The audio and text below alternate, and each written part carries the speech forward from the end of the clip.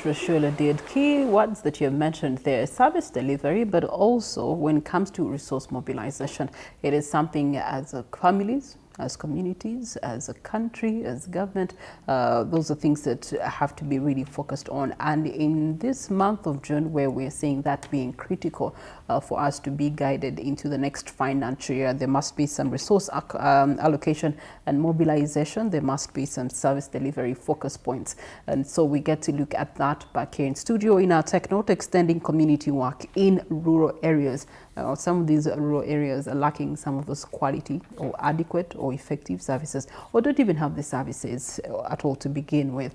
Some of these areas, because of the limited resource envelope, they are missing out, and so they have to lag behind, and that creates a gap, especially inequality. And that is not something that we want to see in 2026. So across Uganda, rural communities are remaining the backbone of our country and the nation's economy, yet many continue to face challenges. These challenges are ranging from inadequate schools, and then from the inadequate school, you do have the one school that is existing, having limited teachers, limited resources to teach, and so that gets to affect the quality of education our children are getting in any given community. There's the healthcare services that are also in our communities. They are a necessary evil. One of the human rights that we have is the right to health.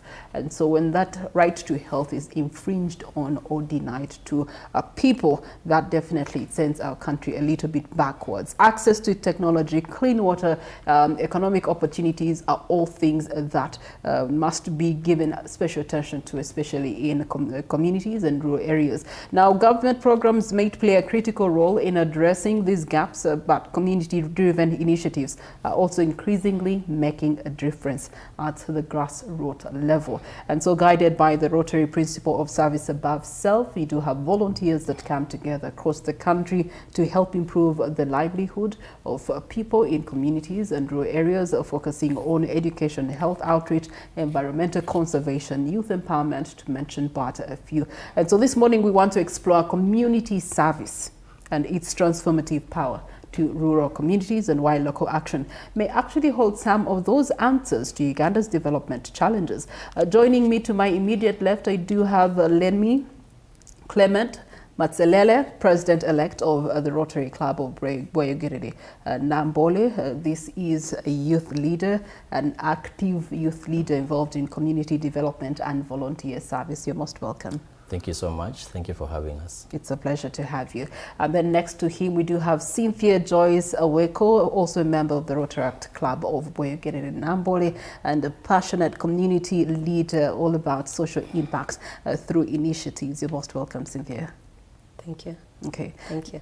All right, so I'm going to allow you your salutations, and as you give us your own salutations, I think really just to break the ice, you are community leaders, yes, and you have been engaging in Boyogiriri specifically for a long time. Service above self. What inspired you to actually dedicate your time of service to your community? I'll start with Cynthia. Thank you very much once again. What inspired me to serve is the impact. When you go into a community and they lack basic infrastructure, the healthcare, the access to schools, and you go in and do what you can do. As Rotarians, as Rotaractors, we want to see change in everything that we do. In a problem, if there is something we can solve and better our community, that is where our joy comes, and that is where me as Cynthia, that's where I love to see change. I love to see impact. I want to see the statistics change. I want to see smiles on children's faces. I want to see mothers bear healthy children, and that is where I derive my service and I serve. Lemmy, why did you join? I would say it's a bit similar to Cynthia. For me, it is about community service and seeing the impact that Rotary and Rotaract creates through the initiatives we do. Mm-hmm. You really see that projects that happen create an impact in the community. Yes. We'll give some examples as we continue, but in brief, for me, joining Rotary, joining Rotaract, it's about the impact we see in transforming communities and the stories that come out of that impact. Okay. Cynthia, from your experience on ground with the projects that you've been engaging on grassroots level, what's been the most pressing of challenges that you've seen that people in rural communities continuously face? People in communities, as guiding principles from Rotary, face abject poverty. But this abject poverty comes and affects their healthcare system, access to quality education. We have a challenge with basic infrastructure, okay? So with this, you find that they do not have the opportunities that people in urban areas have. They do not have the access to credit. Most people in rural areas are subsistence farmers and they do informal agriculture, and therefore they can't access credit facilities because they do not have the capacity to access those finances. We have poor or inadequate access to education, where we have children walk long distances across sub-counties to access education, and this leads to high numbers of school dropouts. We have basic infrastructure where children or women cannot access maternal health. You find women are dying in hospitals for something that can be done by our very own communities. And with that, the pressing needs covered in Rotary are under the 7 areas of focus, which are basic education and literacy. We have maternal health care, we have the environment, we have the economic empowerment, we have access to health care and the likes. Thank you. Okay. Speaking of which, I know that as a club in Wegerere, you've been embarking on a project for the last 6 years, focusing on the areas that you have made mention of. Lemmy, could you talk to us about the project, when it started, and what are the areas that you've been focusing on over the span of the 6 years? Yes, indeed. The project is called the Deserving Hope Project.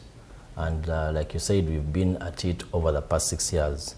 So what happens is we did a needs assessment in a community called Chotera, Lwankoni, and we found that that community had various institutions that needed intervention. We are dealing with a health center, we are dealing with the school in that community, as well as other people in the community. So over the past 6 years, we've had various interventions across what we call the Rotary areas of focus. I'll talk about some of what we've done. There's an area called water and sanitation. So we found a school which is called St. Herman SS in Lwankoni. They have a boarding section. However, they didn't have washrooms for students. And in solving that, we built showers and toilets for the students, both the boys section and the girls section. We've provided beds for the boys' dormitories as well as the girls' dormitory. So that is in the area of water and sanitation and a bit of basic education and literacy. Then on top of that, right now, the biggest intervention we have is building an A-level block, which has an ICT library. It so happens that this school did not have an A-level section. They only have O-level. And that is in the entire sub-county. So students would stop at O-level and they do not have the resources to go to the next sub-county to go to A-level. So the intervention, which is the biggest to top off the Deserving Hope project, is we are building an A-level block to give the students a chance to continue to A-level and maybe to be able to get into a higher institution of learning, university or vocational. And that same building, we shall have it stocked with library or with computers. And that will solve the issue of digital literacy. You find that some people find computers at campus. That gives them a big disadvantage. You're going to campus, you're finding people who have dealt with phones and computers all their life, and then you're meeting a computer for the first time at campus. It gives them a very big competitive disadvantage. So we are trying to balance that by having that building constructed, and then it will be stocked with computers, such that we can give them a chance to get digitally literate and be able to compete in the job market when they come to the bigger area where we operate. Yes, so okay. Those are some of the interventions. All right, and with these interventions, Cynthia, what lessons have you learned that have enabled you to do better and improve and, create an enabling environment for the stakeholders that we are talking about? Well, with every interaction in a project, there's so many lessons that are learned. Like he had said, needs assessment. When you deal with the community, with the grassroots, they share their pressing needs. They are involved in the projects, and they give social capital to these projects, and they also take responsibility. So whenever we go to have these projects or have these meetings with the local population, they always give us the insight of what is their hyper need, how can they solve, and we interact and have great projects. Okay. Yes. Let me, of course, you don't just sit down as a club and say, we are going to do this. There must be the community engagement that she's talked about. You must talk with the stakeholders. Who are some of the stakeholders that you've continuously had to engage with, and how do you bring them on board so that this is a collective effort, a collective project, not those things of you come, you dump your things on the community and you disappear from the community. Yes, that is vitally important. Community ownership is very critical in any project we do, especially for sustainability. So one of the ways we do that is for example, in the school, we deal with the head teacher. We've always had them on board, the board of governors, the parents, the church, because it's a church-founded school. It has some roots in the Catholic Church. So we have all these people on board. And then for ownership, you do not just give entirely. They should also contribute. Because when the community contributes, they know that on this building that we are constructing, we contributed 100 bags of cement. They'll own it better. They'll maintain it even when you're out of that community. So for ownership, we make sure that they contribute to that project. We make sure that they participate. We use the locals to construct. We bring some people from who are more technically competent, but the locals are very much involved in constructing. We have a medical camp, which always happens in December at the Luankoni Health Center 3. And still, we work with the community VHTs, we work with the community nurses, we bring in more people. Last year, we partnered with CCare, we partnered with the Rotary Cancer Run program. We had so many activities there. But we always make sure you engage the community, because that's the way you'll have ownership. That is the way you'll have these people take on that project and maintain it and have it sustainable even after you're out of that community. So that is vitally important. Okay. You mentioned a key element there that I know is also instrumental in developing some of these projects and also seeing them through. That's partnerships that you have to get from left, right, and center, depending on the needs assessment. And so, Cynthia, how or what informs the kind of partners that you reach out to come on board and support with some of these projects? Well, thank you very much. What informs our projects and our partners is the projects. So we are covering 7 areas of focus. We have organizations and companies who value certain projects and programs. For example, our major sponsor and partner is the Centenary Bank. And Centenary Bank is everything about economic empowerment. It's everything about the environment. And even in our local community in Luankoni, we have a garden. A tree farm. A fruit farm actually, an orchard that is named Centenary Bank, because Centenary Bank actually gave us 2,500 seedlings into that farm. So this informs, like you've had CCare, give us medical supplies, because they are into the healthcare. So we get our partners looking at what their visions are, what their CRS budgets are, and that is what we focus on to get these partnerships. So we also do background checks. We write those letters. We invite as many as we can to have a collective, contribution to these projects. And for us, we've been very grateful. We have had so many partners come on board to help us with this project. Okay. Earlier on, you mentioned the impact that these projects bring on board. Yes. You having been part of this project, what is that one impact you can extract for us as a testimonial? The impact I'm going to extract, and I was discussing about it this morning with Matselele, is the number of children that I've come to school. When we started this project 6 years ago, we had about less than 150 students study, and they could not go further than senior 4. But as we speak today, Lemmy was informing me that they have started onboarding A-level students, and yet we have just finished the foundation. So that speaks to impact. There are more than 450 students now at school, and that speaks to impact. That speaks to what they have seen the school do and what we have done and proudly do as the Rotary Club of Boyogere Nambole. Yeah. Lemmy, when you sit here and look back at the 6 years, what is that one impact image that is coming to your head and you tap on your shoulder and say, yes, we did it? I'll talk about, I think there's a student who almost could not go to A-level, because when we started so many years ago, I think he had just joined in senior 1. When this came up, the A-level block, he didn't know that he could join A-level.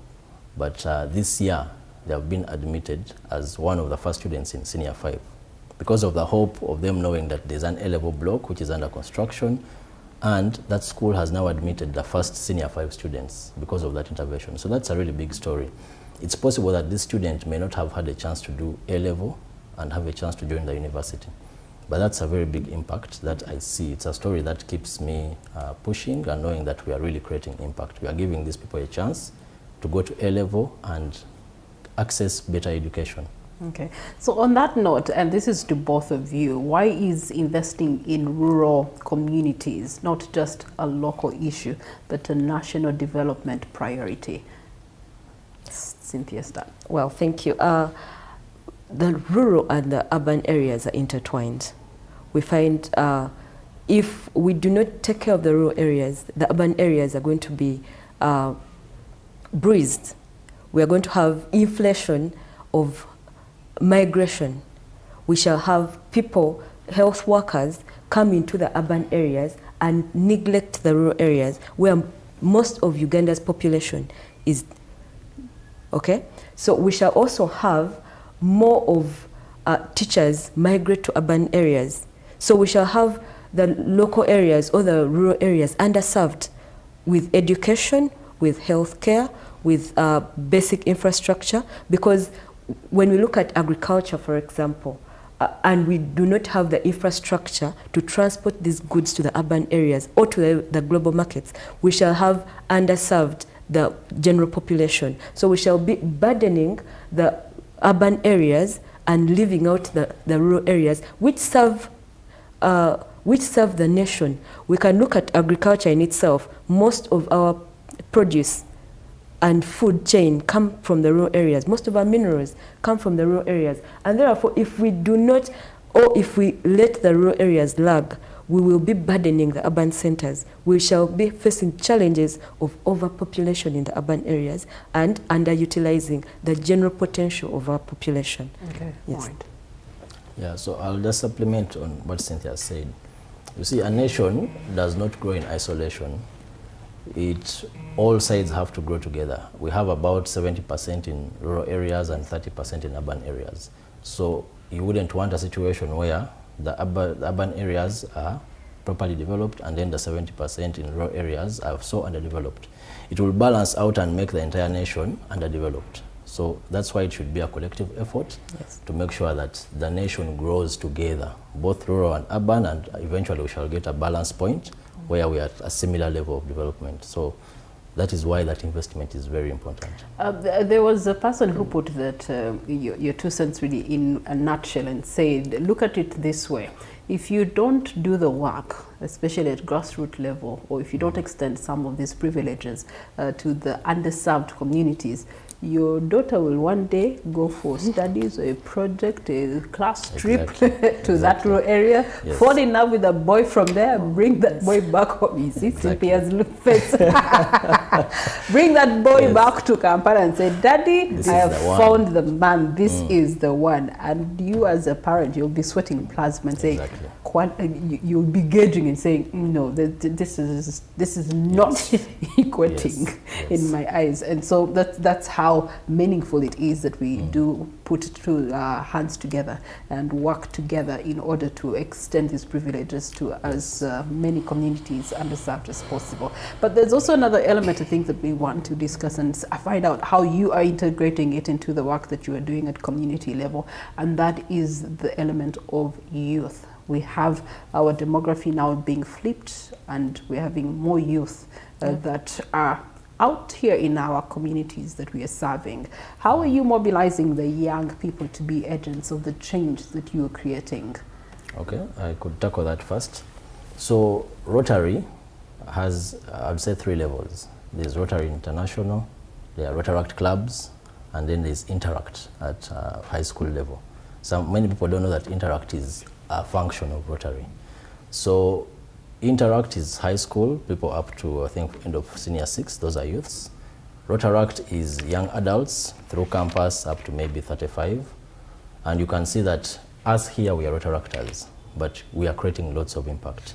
So I would say this is a call to other youths to know that you do not need so much in terms of resources to do impact in your community.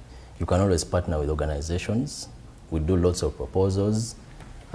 We can't fund these projects on our own. That's why we go into partnerships.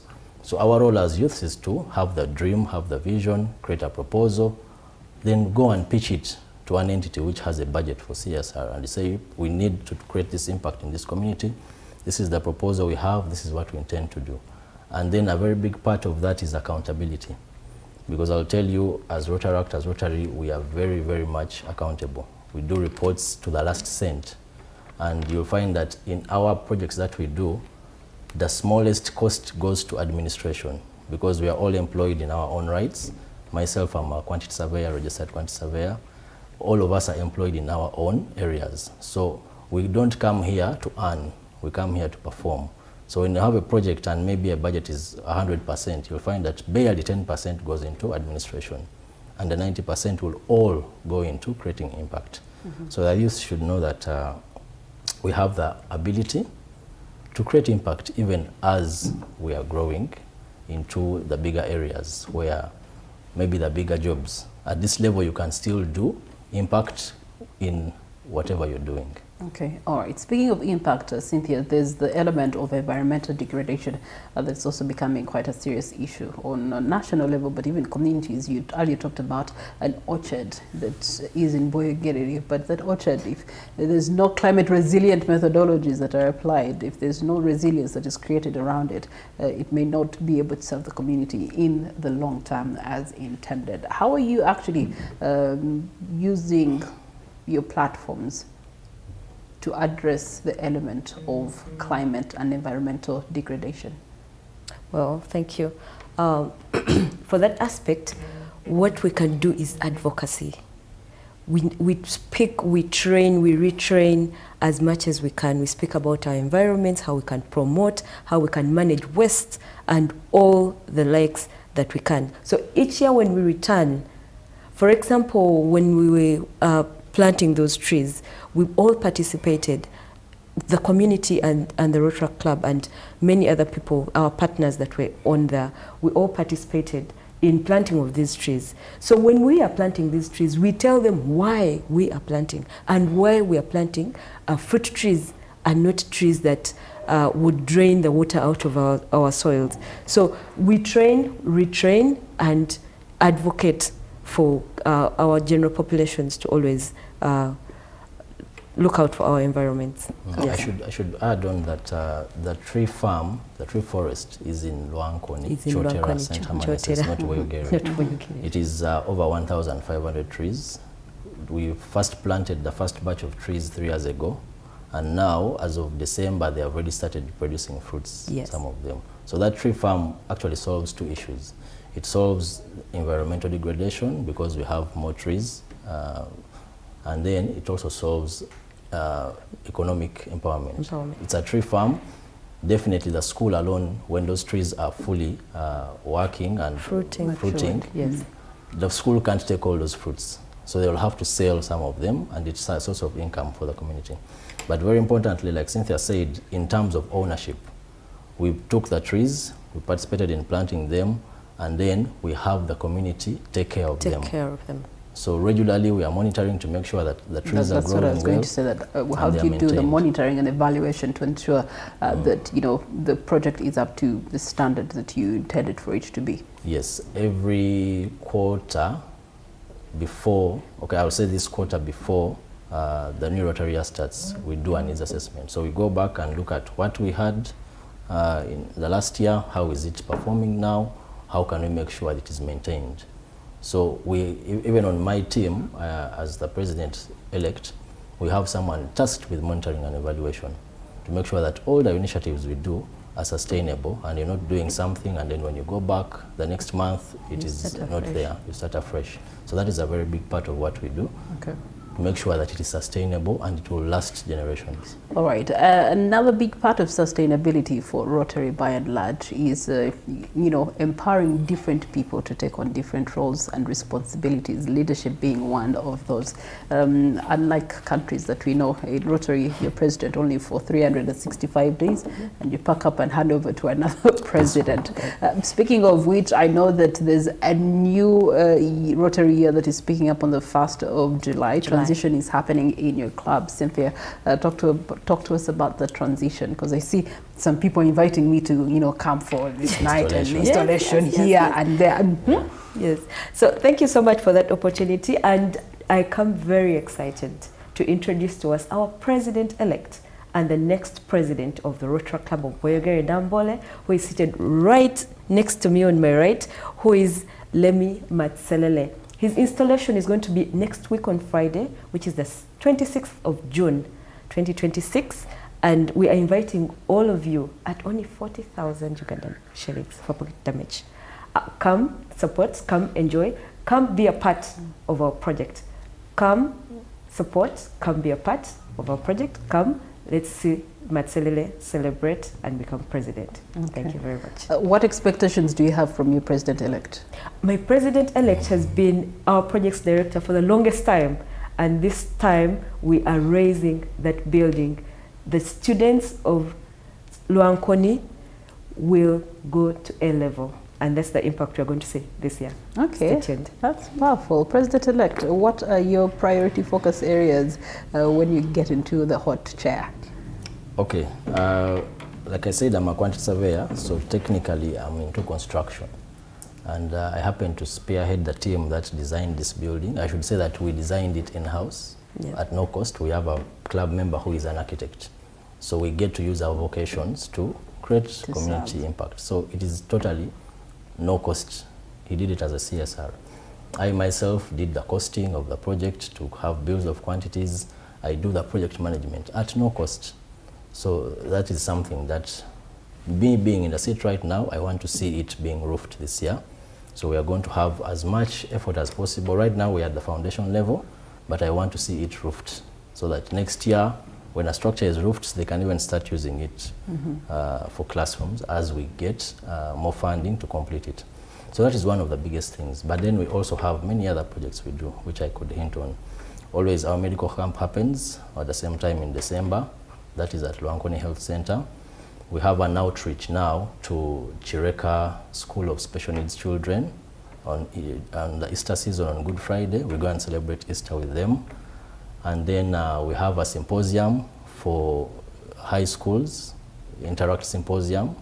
So there are so many of such interventions that we do. And I'll also mention that at Luankoni this year, as well as building the A-level block, we also intend to do an eco-kitchen.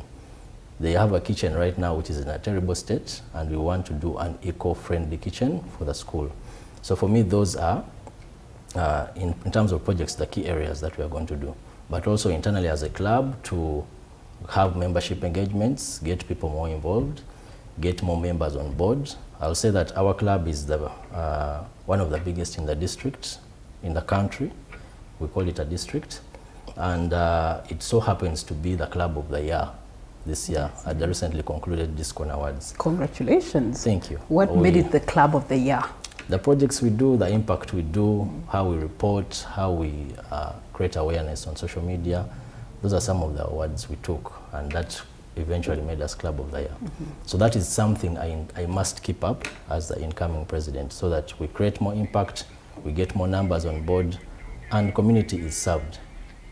Okay, all right. As we come to the conclusion of this conversation, at the end of the day, service is above each of you as individuals and to the communities whose projects you've shared with us and have definitely triggered something, which I know there must be a call to action at the end of the day to different stakeholders that we are addressing this morning. So what's our call to action? I'll start with Cynthia. Our call to action is start where you are. Change as little as you can, but change progressively. Look at that child and mother and peasant and start there. You do not have to give financial aid. You can speak, you can advocate for these young people. You can advocate for the less privileged. You can extend financial accessibility. You can speak for the infrastructure. And change starts with you. You can do it, you can speak for it, you can see the impact you want to see. Okay, all right. Mr. President-elect. Yes, my call to action is we can all do something in our individual capacities. I'll give an example of when you pick up a bottle top, a plastic piece of waste next to you, it may seem as a very small act. However, if 40 million people do, then maybe we will not have waste in the country. So that is something that I would say we can all do something, and when everyone does 1%, you'll find that you're doing 100% as a group. Yes. So in wherever you are, join a Rotary Club, join a Rotaract Club, depending on what you're interested in. I'll tell you there's a Rotary and Rotaract Club in every district, in every country in the world. So join a club so that you can participate in community service, but also get to network with various people in all sorts of calibers of people in the country and in the world. Okay, all right. Cynthia and Lemmy, thank you so much for joining us, and we have come to the end of the conversation, but I trust you have definitely taken away something for yourself. You may not be a member of Rotary, and that's not what it takes to make a difference. What it takes to make a difference is the heart for another person, the heart for your neighbor who you feel is less privileged, and if aided, if supported, they can be better. We take a short break. We return shortly with more conversations. Do stay with us.